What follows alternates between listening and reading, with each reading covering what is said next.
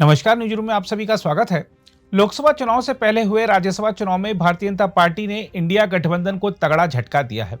हिमाचल प्रदेश और उत्तर प्रदेश में बीजेपी उम्मीदवारों ने सिर्फ जीत हासिल नहीं की है, बल्कि कांग्रेस और समाजवादी पार्टी में बड़ा बिखराव भी ला दिया है। हिमाचल प्रदेश में तो कांग्रेस सरकार का गिरना अब तय माना जा रहा है और इस तरह उत्तर भारत में उसकी एकमात्र राज्य सरकार भी हाथ से चली जाएगी। वहीं समाजवादी पार्टी की बात करें तो ऐसा लग रहा है कि कांग्रेस से गठबंधन करते ही उसे झटके पर झटके लगने शुरू हो चुके हैं। पहले स्वामी प्रसाद मौर्य सपा छोड़ गए, उसके बाद 8 विधायकों ने राज्यसभा चुनाव वाले दिन पाला बदल लिया। बताया जा रहा है कि कई और सपा विधायक भी पाला बदलने के मूड में हैं। जहां तक राज्यसभा चुनाव की बात है तो इसके परिणाम बीजेपी और एनडीए के लिए काफी सुखद और उत्साह बढ़ाने वाले रहे हैं। एनडीए के पास अब राज्यसभा में बहुमत से मात्र 4 वोट कम रह गए हैं। लोकसभा चुनाव की दृष्टि से देखें तो बीजेपी उत्तर प्रदेश में लगातार अपना विजय रथ आगे बढ़ा रही है। 2014 के लोकसभा चुनाव से बीजेपी की जीत का जो सिलसिला शुरू हुआ, वह 2017 और 2022 के विधानसभा चुनाव, 2019 के लोकसभा चुनाव और उसके बाद पंचायत और महापौर चुनावों और अब राज्यसभा चुनाव तक जारी है। बीजेपी की राज्य इकाई इस बार उत्तर प्रदेश की सभी 80 लोकसभा सीटों पर जीत हासिल करके प्रधानमंत्री नरेंद्र मोदी की ओर से तय किए गए 370 सीटें जीतने के लक्ष्य को पूरा करने में सबसे अहम योगदान देना चाहती है। देखा जाए तो लक्ष्य बड़ा है, लेकिन कठिन इसलिए नहीं है क्योंकि पार्टी बहुत समय से इसके लिए प्रयास कर रही है।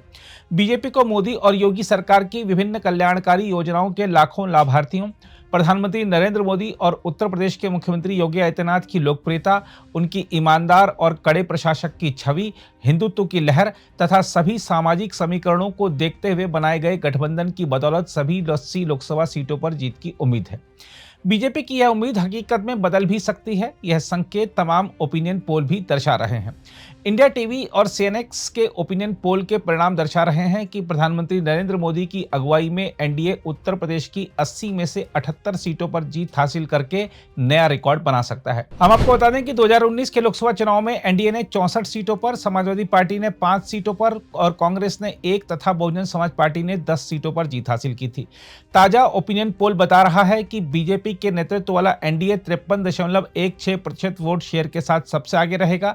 इंडिया गठबंधन का वोट प्रतिशत 32.57% और बसपा का वोट प्रतिशत 10.43% तथा अन्यों का वोट प्रतिशत 3.84 रहने का अनुमान है। हम आपको बता दें कि उत्तर प्रदेश में एनडीए में बीजेपी के अलावा राष्ट्रीय लोकदल, अपना दल, सोनेलाल, निषाद पार्टी और सुभाषपा शामिल हैं, जबकि इंडिया गठबंधन में समाजवादी पार्टी और कांग्रेस शामिल हैं। बसपा ने अकेले चुनाव लड़ने का ऐलान किया है। ओपिनियन पोल के परिणाम यह भी दर्शा रहे हैं कि अमेठी और रायबरेली जैसी वीआईपी सीटों पर कांटे की टक्कर के बावजूद बीजेपी को जीत मिलेगी। इंडिया गठबंधन के तहत समाजवादी पार्टी सिर्फ मैनपुरी और आजमगढ़ में बढ़त बनाए हुए है।